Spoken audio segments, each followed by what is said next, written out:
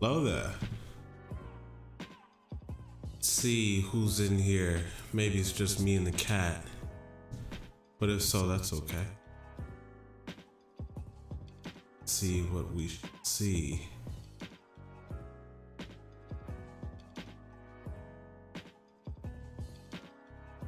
Okay, well, there's two people in it. Hello, you good people, whoever's out there.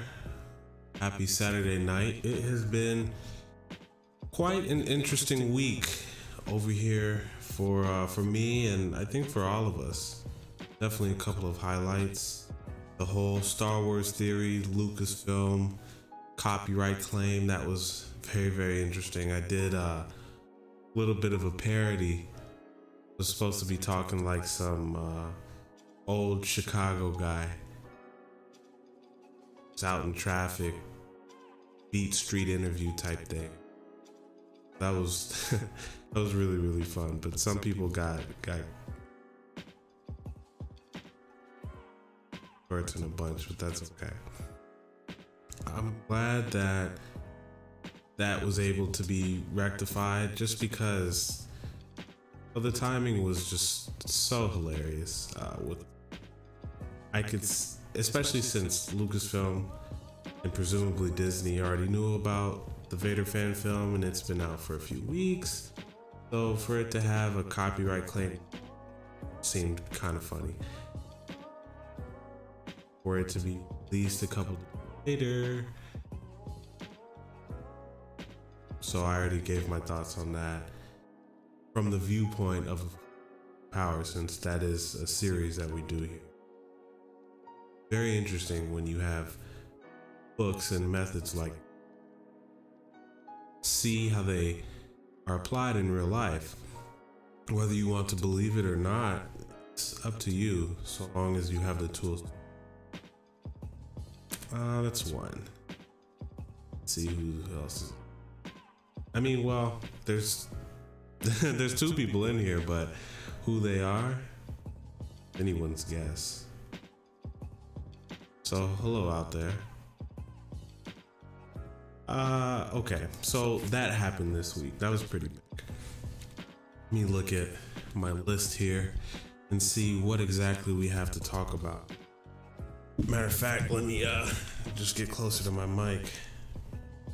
Hold on a second.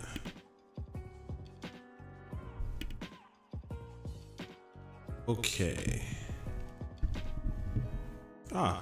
Good. Good.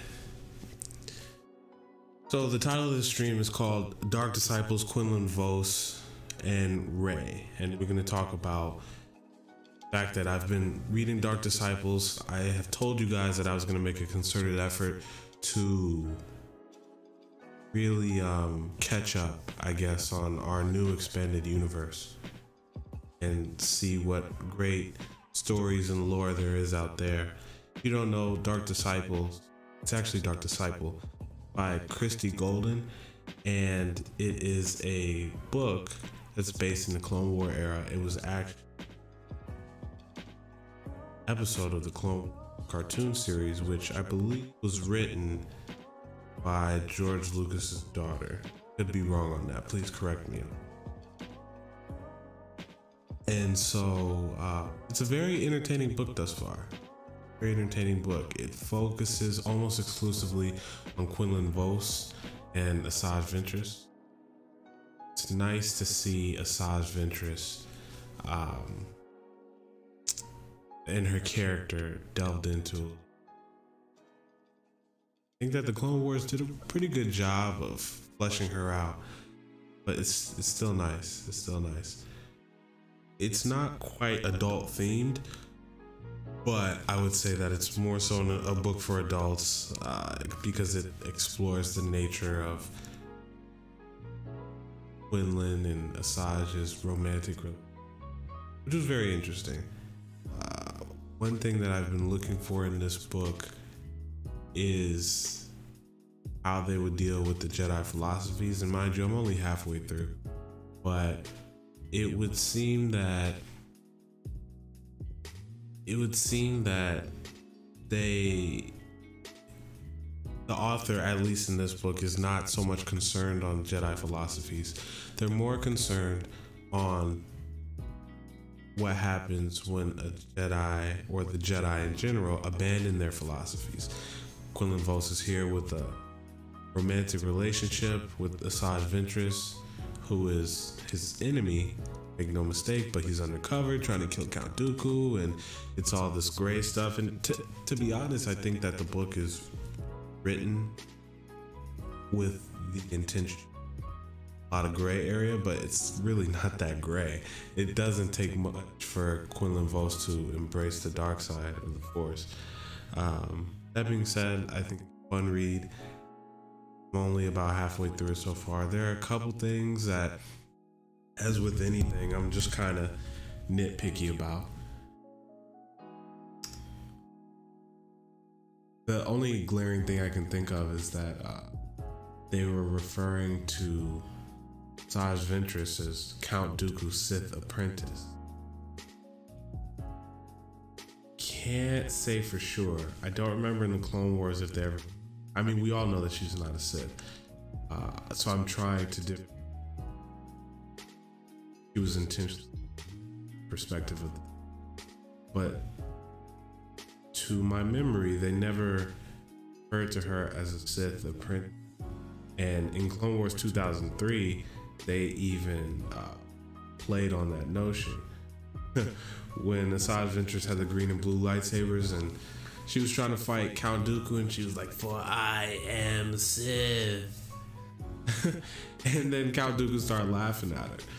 So that, it didn't make me cringe, but it kind of made me raise an eyebrow. And I was like, I wonder why the author call her. And I don't want to insult the author's intelligence, because I'm sure that the author knows that she's not a Sith. So the only thing I'm left to deduce from that, he was just writing from Jedi's ignorant perspective.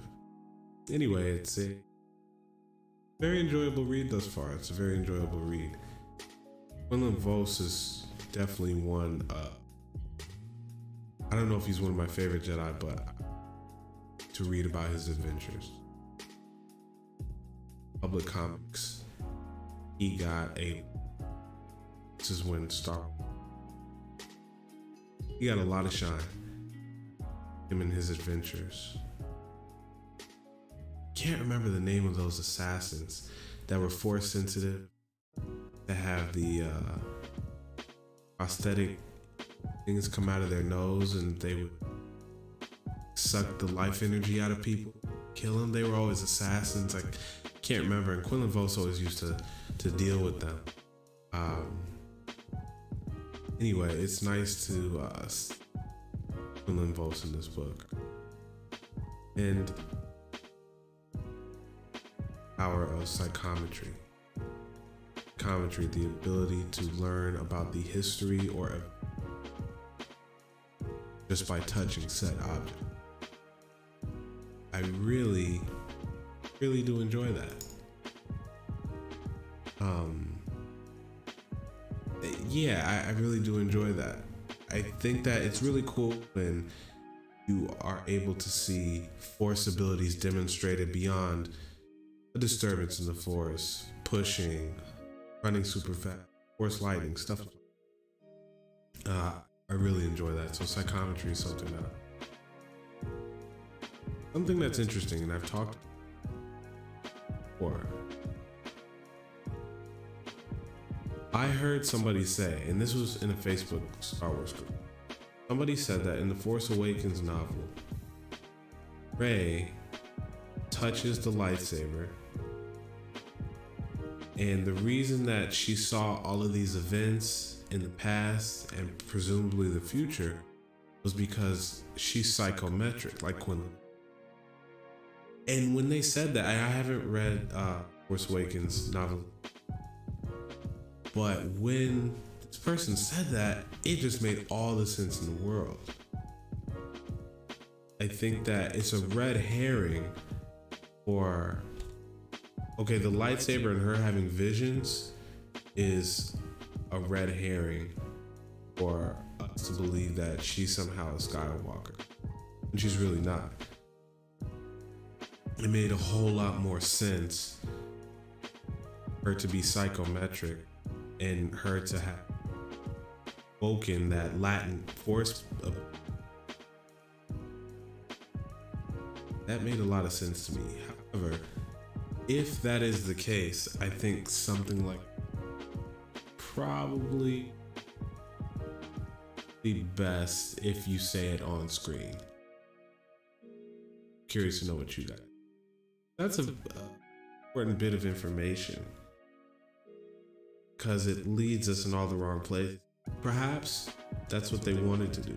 Perhaps, you know, they wanted us to believe that she was a Skywalker, or it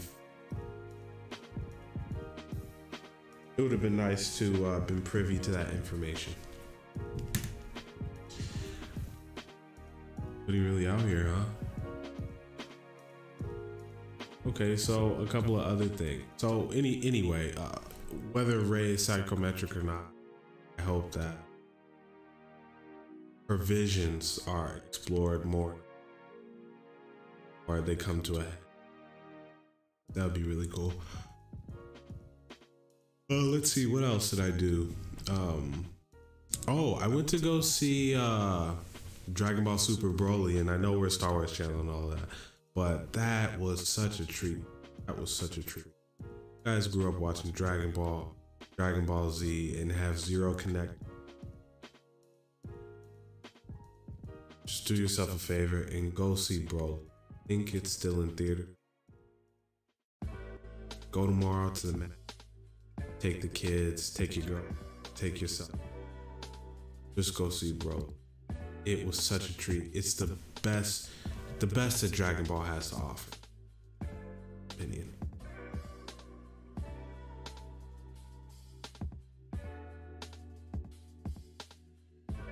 Cool.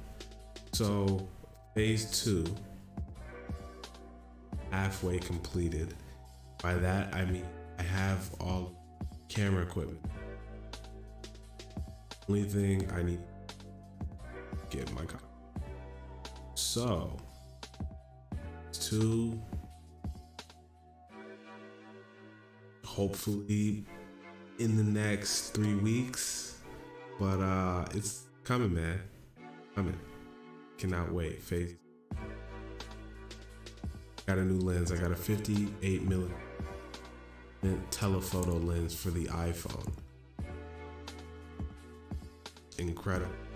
The access that we have to technology and to be a product. It's a couple of you guys have asked it takes to make a YouTube channel. But or not, it's not whether or not you should, it's what reasons do you have not to, because the technology is at your disposal. I mean, I've invested like maybe a couple of $100 so far. Hey, Real Comic Stats, what's going on, my man? Yeah, I mean, I've invested a couple of bucks so far, and Real Comic Stats could tell you the reason, or the question is not should I, make a YouTube channel showcasing something I love. It's what reasons do I have not to? With technology, and I mean, the iPhones, they can shoot in 4K. Incredible cinematography lenses made especially for smartphones. There's really no reason. At least you do it for 6 months and then forget about it. Not like you keep it going forever. No, those are just my thoughts on things. Yeah.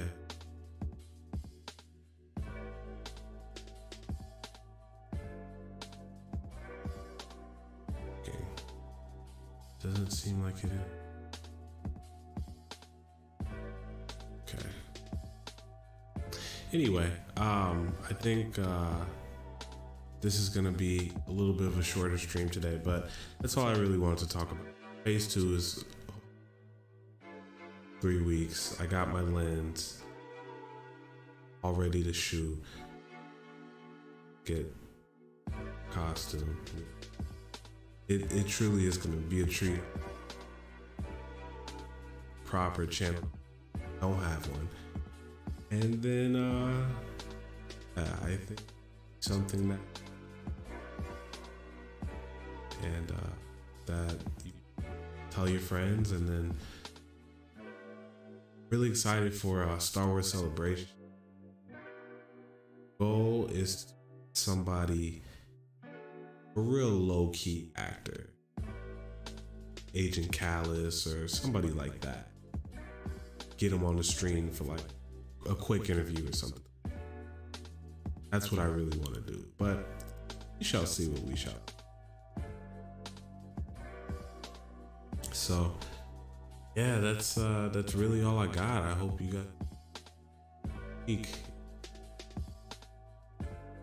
It's been a fun week for Star Wars. Yeah, I agree. It's a fun hobby if you do it, and it's incredible that some people are able to make off of it. I don't plan to, but I've said many times, if Lucasfilm called me and they said, "Hey, we want you to intern for the story group,"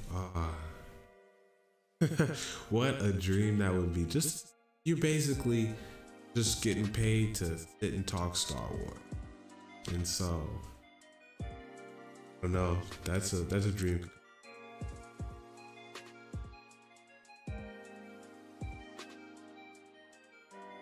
Doing my live stream at 9 MCU stuff. Awesome. We'll tune in for a little bit. 9 what time zone is that? Is that West Coast time or what? Let me know so that I can be sure to. Okay, hold on. Need to see. Doesn't want to work.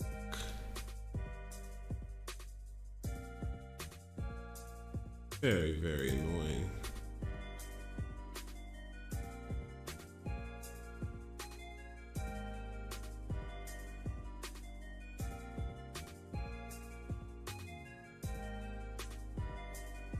Pete, man, please don't apologize for that. Jeez, I hope everything's okay.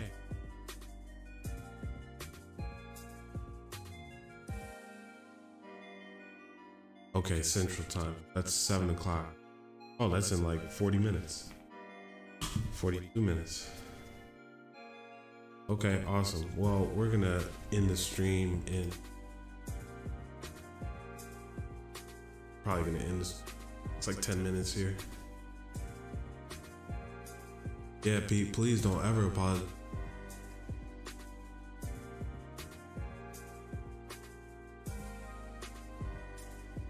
Is gonna be okay.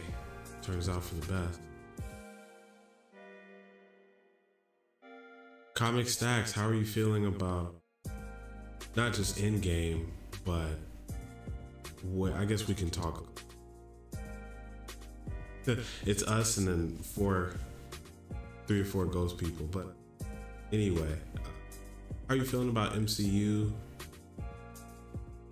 This background.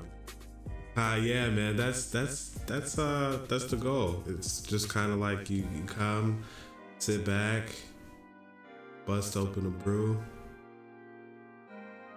But I'm curious what you are. The MCU, Captain Marvel, Spider-Man, Far From Home. I did see your videos on that, so I'm curious to know.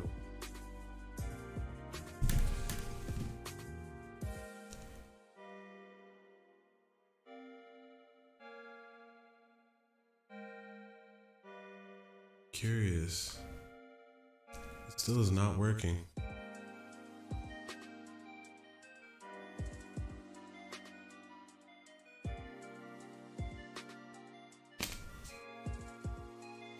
In-game is going to be insane. I don't know how to feel about the Captain Marvel yet. You know, admittedly, like I'm pretty big into Marvel comics. Less so in recent years, but I never really got into Captain Marvel.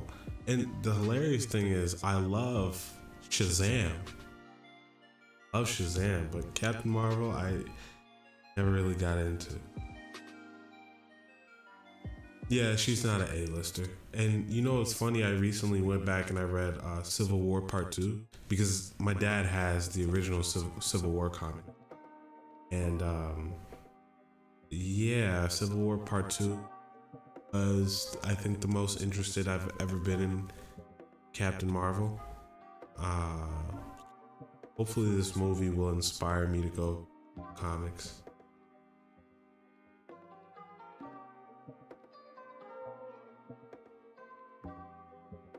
Yeah, I mean, I feel like you kind of, why wouldn't you give her the benefit of the doubt? We haven't really seen anything yet. And especially if she's gonna be such an important asset in, you know, this Infinity War, so to speak. I don't know. Marvel hasn't given us a bad movie in a little bit, or at least in my opinion. So based on products, I don't reason to believe that Captain Marvel.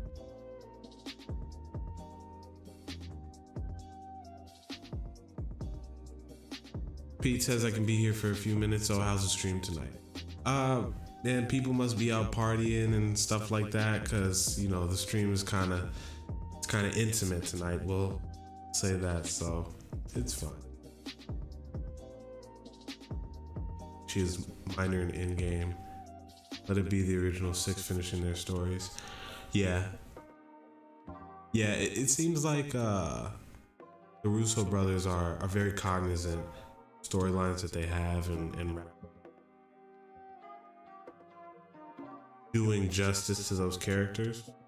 So that being said, it seems like she would have a decent enough role to go into the next phase of Marvel movies, but not so much that she would overshadow Iron Man, Thor, the original 6, as you said.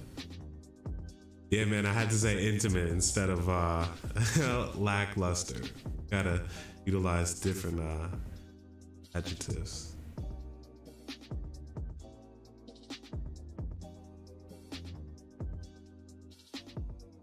Interesting. I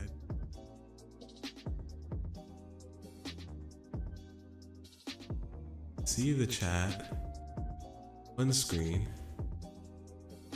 Anyway, I'm gonna stop talking about it. What if at the end of Captain Marvel, you see her get turned to dust, making it so that in Endgame they need to revive everyone before they go after Thanos? I just don't know how they would even have a fight. Okay, so this is weird. I was about to say I don't know how they would have a fighting chance. But Thor with Stormbreaker, I mean, that looks like a pretty good fighting chance to me. I don't know. Very curious to see what role Ant-Man will play, since he's been presumably in the quantum. I don't know. That's good. That would be interesting. Yeah, I mean, that would be kind of anticlimactic if she got turned to dust after all the build-up, but we shall see what we shall see. Have you guys seen the Spider-Man Far From Home trailer? That looks cool. Ant-Man will be back in the first 15 minutes. Okay. Regarding the Far From Home, I was really cool to see Mysterio. He looked great. He looked incredible. Literally straight off the comic book. I'm gonna reserve judgment until I see the movie, but I thought that it was interesting that so Jake Gyllenhaal is definitely a method actor, but in our first kind of cameo seeing him as Mysterio, he just seemed like regular Jake Gyllenhaal. I don't know.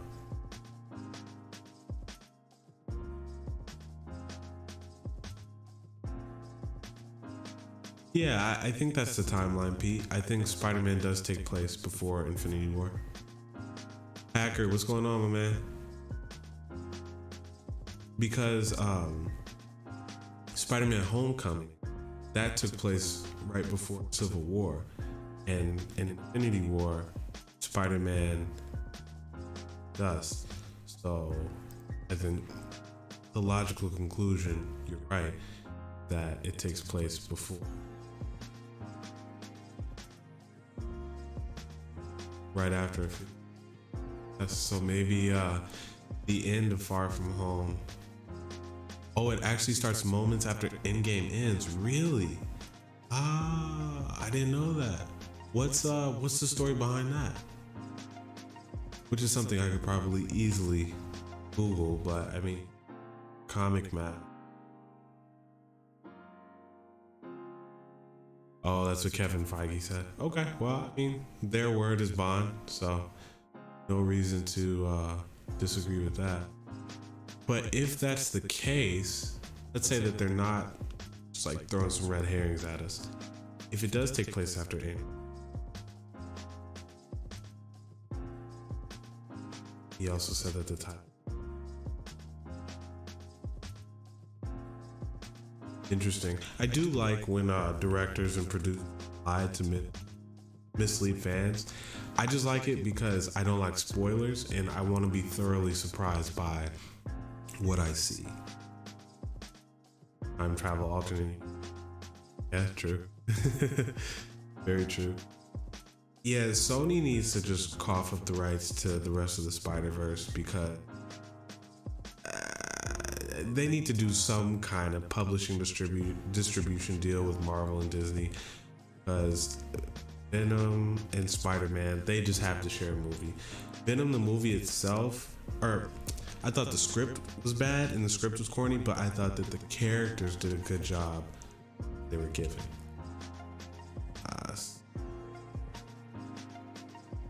Everything Star Wars, hello, hello. Thanks for dropping the likes. Thanks for stopping and saying hello. And man, a good time at work. Working that third shift, huh? If Apple buys them out, the rights go back to Disney. Really? Why is that? Yes, sir. Be well. May the force be with you. Yeah, I used to work third shift at a pharmacy. Yeah, that's no joke, especially in these winter months. All work and little play. Ay. Well, make sure you get a vacation sometime in the next couple of months. Bora Bora or something. Okay, you guys, we got 2 minutes. 2 minutes until we're locking this. Trying to really be committed to this 30-minute live stream business.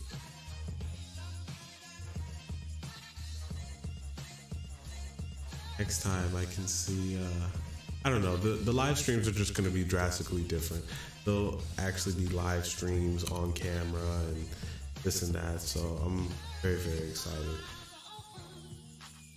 I don't know. Anyway, just make sure that any creators in the chat, you guys go ahead and head over to their page, give them a follow. I think we got something good here building. All right, Real Comic Stats. I will see you in a little bit, man. Have a good one. Thanks for stopping by. That moment you realize Shrek and Han Solo are dressed. Yeah, I always used to think that one.